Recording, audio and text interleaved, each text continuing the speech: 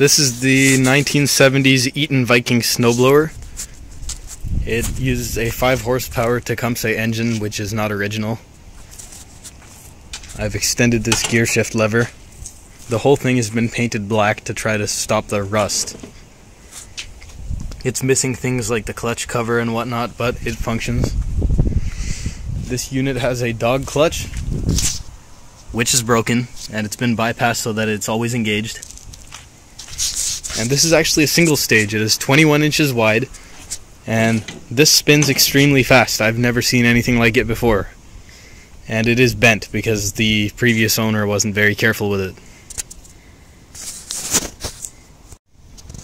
The engine on this thing is a Tecumseh HSK 50. It's got an electric start, and its carburetor has been replaced with a Chinese carburetor because the original fixed jet carburetor was a piece of shit, and the engine would often run lean and overheat with the original carburetor. It's got snow chains on one side. The other one's fallen off.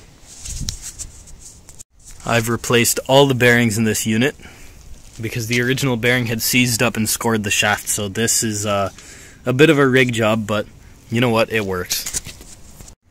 The original chute was missing, so this is one just made out of some ducts, and there's no handle to turn it around. You actually have to do it manually like this, which is kind of a pain in the ass, but it works. It's better than nothing. It's better than shoveling by hand, like a peasant.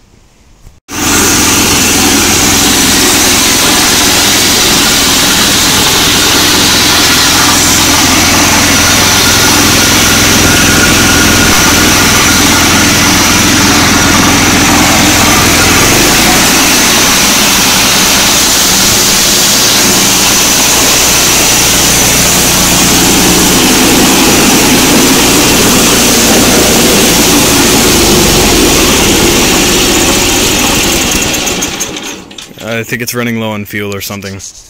Or the carburetor's just being a piece of shit again.